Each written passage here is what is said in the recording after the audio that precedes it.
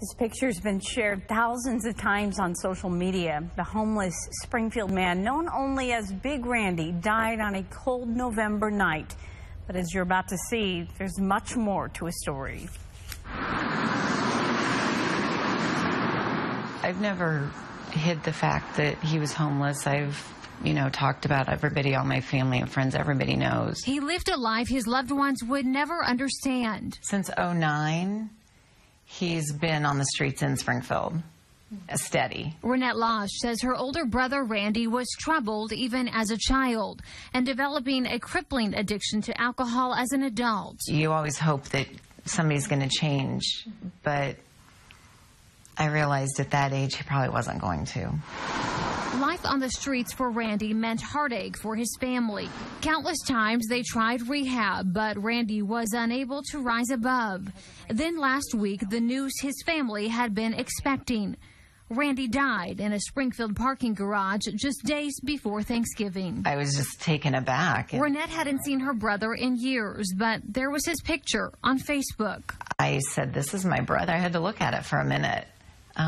But I commented and said, "This is my brother," and that's not how he died. Thousands shared the photograph of the man known to them only as Big Randy with the story he had died of hypothermia. When I first saw him come in, I was immediately taken by, he had a sense about him. Another Randy, downtown photographer Randy Bacon, is the one who took that iconic portrait just months before Randy's passing. It hit me like he was a longtime part of my family. And it really shook me. And to this day, it's just like, I just feel like I wish there would have been more. The news of his sudden passing shared online. While Randy did die out in the elements, he did not freeze to death. He was drunk and he was passed out in a parking garage downtown. And he was slumped over in a way that constricted his airways.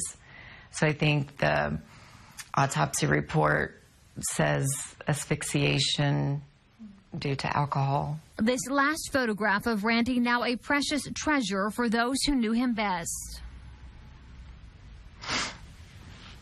So I reached out to the photographer and I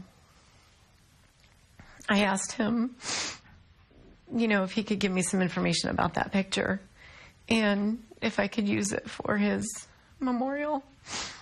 And he told me, yeah, to use the picture for whatever I needed. I think that photo, when you look into his eyes, and you can even sense the expression on his face, and immediately you're like, this is a good man at the core. And I think that is the connection. A man with a kind heart, a family who loved him, and a lifelong struggle he was never able to overcome. I'm going to miss your smile. I'm going to miss talking to you about Jeff Gordon and the Denver Broncos. But most of all, I'm going to miss hearing you say, "I love you, sis." Until we meet again, I love you too, Randy. In Springfield, Emily Wood, KY3 News.